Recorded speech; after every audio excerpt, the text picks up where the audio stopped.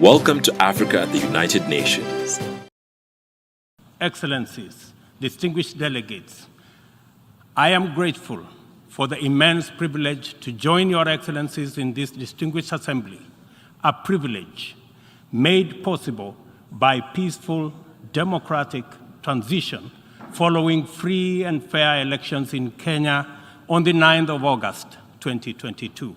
The strong collective conviction of my country that the relevance, legitimacy, and moral authority of the United Nations will forever remain deficient, undermined by the absence of comprehensive reforms of the United Nations Security Council. We therefore remain firmly committed to reforming the Security Council to make it a more effective, representative, and democratic global institution. Given the magnitude and variety of challenges the world continues to confront, a more fit for purpose United Nations is urgently needed, one that possesses the legitimacy and efficacy in dealing with threats to international peace and security. A just and inclusive world order cannot be spearheaded by a United Nations Security Council that persistently and unjustly fails the inclusivity criterion.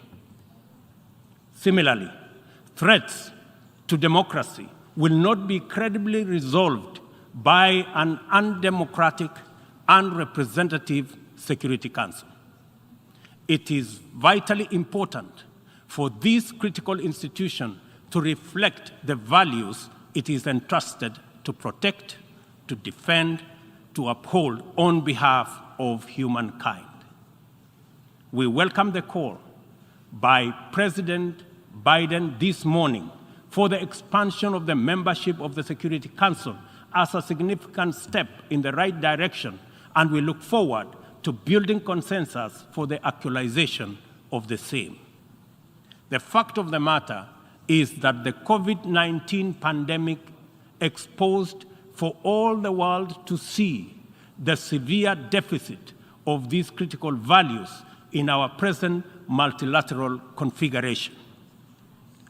Global supply chains remained impervious to demands in the global south generally, and Africa in particular. Unequal access to vaccines underscored this unjust and unequal situation with unforgettable clarity. Whenever human life, security, and welfare is in jeopardy, it is immoral to administer interventions through frameworks that are anchored on fundamental inequality. We are all witnesses to admirable demonstrations of effective solidarity in response to crises in various parts of the world. Our knowledge of the possibility of spontaneous yet resolute global solidarity reinforces the African exception as particularly repugnant.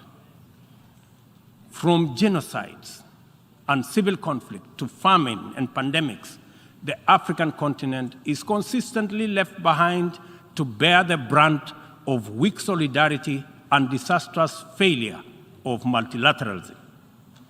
History indicates the last time Africa was the focal point of strong and effective multilateralism and multilateral consensus was during the Berlin Conference of 1884-1885, and the character of the ensuing interventions casts a long shadow to date. Not to put too fine a point to it, the failure of multilateralism during crises which relegate the people of Africa outside the cycle of moral consideration and normalizes humanitarian neglect and other casual injustices are failures of humanity. Nothing about Africa, and I say nothing about Africa or its people makes it acceptable for this type of failure to persist in this era. And we have an urgent moral duty to do better, and to right this wrong. In conclusion, Kenya joins the Secretary General in calling for the strengthening of multilateralism as the only sustainable path to a peaceful, stable, and prosperous world for all. This is the imperative of our time and the call of this moment. It is time to work on the trust deficit with stronger conviction that none of us is really safe until all of us are safe. The theme of the 77th session, and I quote, "a watershed moment, transformative solutions to interlocking challenges," end of quote, demands that we recognize the crises we must confront are interlinked in a complicated way. They can only be effectively addressed through more imaginative strategies and innovative formula. A population of 8 billion people in a densely networked world increasingly looks up to the multilateral system as the anchor for their individual aspirations directly and indirectly through robust national frameworks.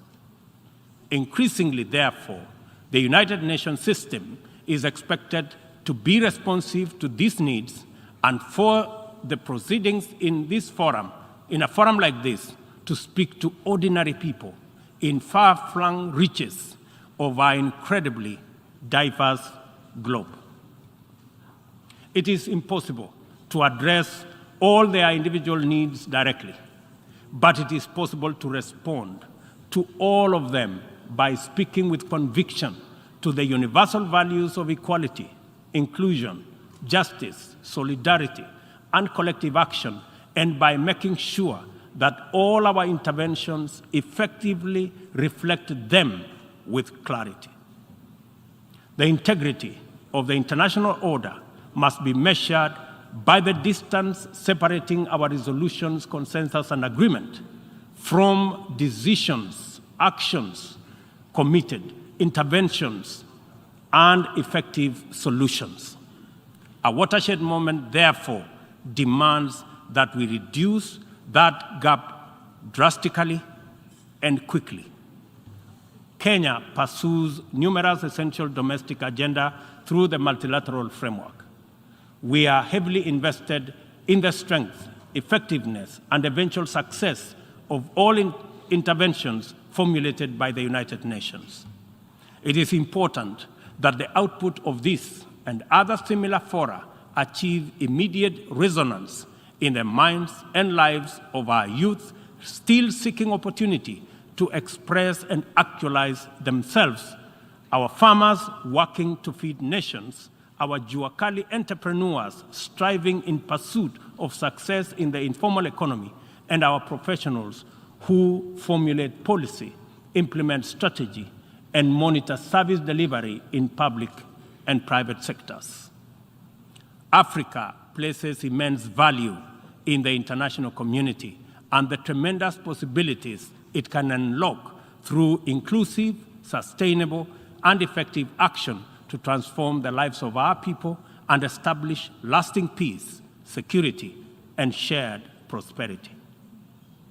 This watershed moment is our chance to turn the key and open this door of opportunity. We can make progress in addressing the triple global threats and liberate ourselves from the shame of past failures of multilateralism. At this watershed moment, we must not only choose, but also act decisively to bequeath our children and their children a greener, safer, healthier, and more abundant earth. Let us do it together, inclusively, multilaterally. I thank you.